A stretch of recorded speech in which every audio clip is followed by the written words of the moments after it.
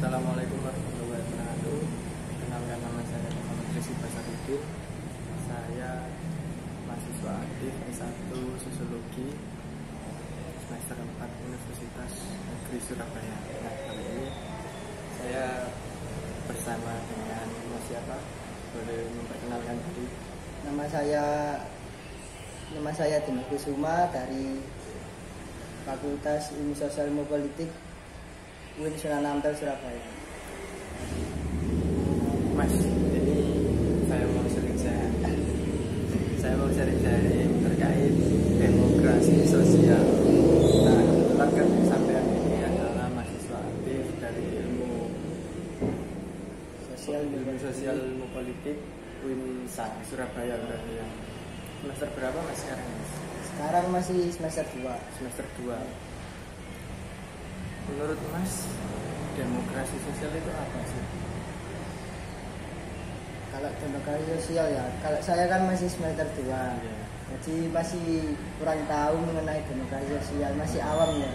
Menurut saya kok demokrasi itu kan kebebasan berpendapat kita kan. Nah, kan sosial itu kita sebagai makhluk pelaku, yaitu sosialnya. Demokrasi sosial itu ya mencakup ideologi politik, sosial, dan ekonomi dalam kepentingan yang bersama gitu. Mayoritas. Mas Dimas punya sosmed atau main sosmed? Punya. Punya sosmed semua apa ya? Seperti Instagram, Facebook, itu punya semua. Nah, pernah gak Mas sampean itu tahu berita-berita yang ada di sosmed gitu? Sering sih. Kalau menurut sampean berita-berita yang ada di sosmed itu gimana Mas? Ya sekarang kan eranya modernisasi, banyak berita kan. Nah di sini kan banyak berita hoax ya. Caranya kita menanggulangi atau mengantisipasi berita hoax itulah yang sulit gitu. Soalnya kan banyak media kan yang dipegang itu orang-orang yang dari pihak atas juga kan. Jadi kita sulit memfilter juga mana yang benar, mana yang sekiranya nggak benar. Sulit juga sih. Berarti banyak juga yang masuk berita-berita yang ada di sosmed gitu. Banyak sih. Kalau menurut men yang berita-berita yang ada di sosmed itu kan tadi yang bilang ada yang benar, ada yang enggak gitu. Cara memfilter itu gimana Mas? Nah itu yang sulit sih ya. Harusnya kita harus bisa lihat dari banyak sudut pandang juga sih.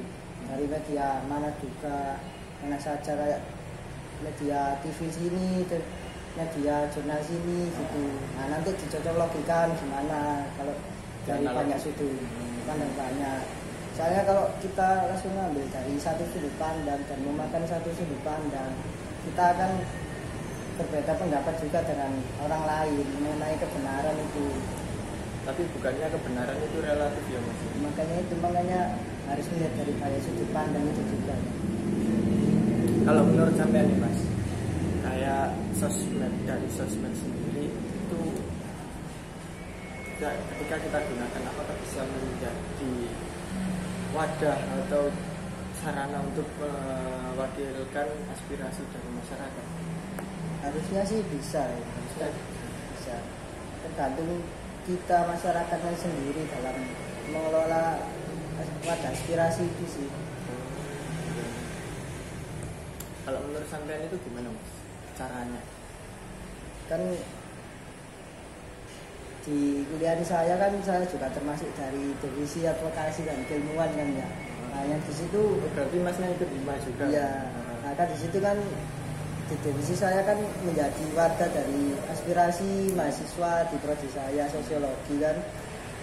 Nah caranya itu juga misal ada mahasiswa yang merasa keluhan menyerahkan aspirasinya, kita sebagai wadah menampung dan mungkin kalau sudah ditampung banyak permasalahan kita bisa memberitahukan kepada pihak yang dianggap berwajib dalam WINSA gitu, perkuliahan, ketika dekan atau kapolri gitu.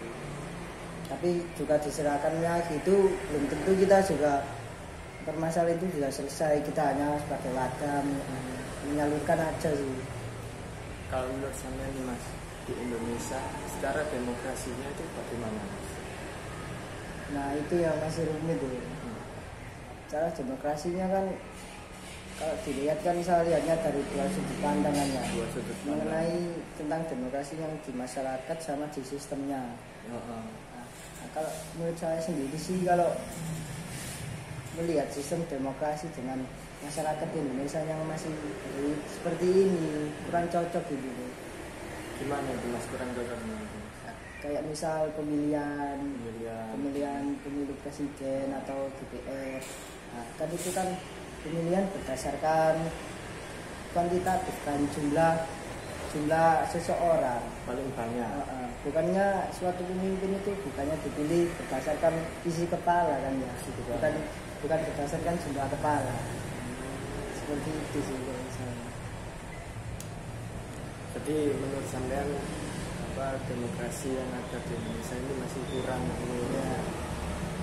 Kalau saya tanya nih, sampean sebagai mahasiswa ilmu politik dan ilmu sosial, ini sampean sebagai mahasiswa apakah sudah melaksanakan demokrasi sosial? Sudah sih. Contohnya gimana, Mas? Demokrasi sosial. Ya, demokrasi lah.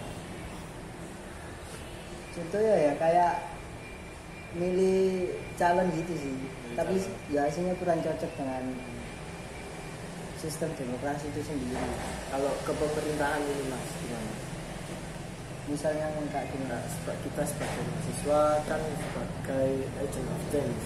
Iya. Nah, agent perubahan. Kita kan juga melaksanakan demokrasi ada pemerintahan juga. Nah, kalau sebagai Mas Dimas ini sebagai mahasiswa ini harusnya seperti apa Mas untuk meluruskan demokrasi yang ada di Indonesia? Kalau untuk meluruskannya sih lebih ke pendidikannya masyarakat aja sih. Edukasi masyarakat. Edukasi ke masyarakat. Gimana itu? Ya kayak dikenalkan lebih ke cara berpikirnya aja sih kan. Sekarang banyak masyarakat yang gampang termakan hoax gitu. Nah kayak susah untuk memfilter kayak gitu. Susah juga sih, makanya kita negara kita belum maju-maju, masih negara berkembang gitu. Oh iya.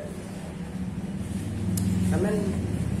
Ini lagi kuliah online atau offline Mas? Ini masih online terus. Masih online terus. Iya. Online terus. Untuk tugas-tugasnya gimana?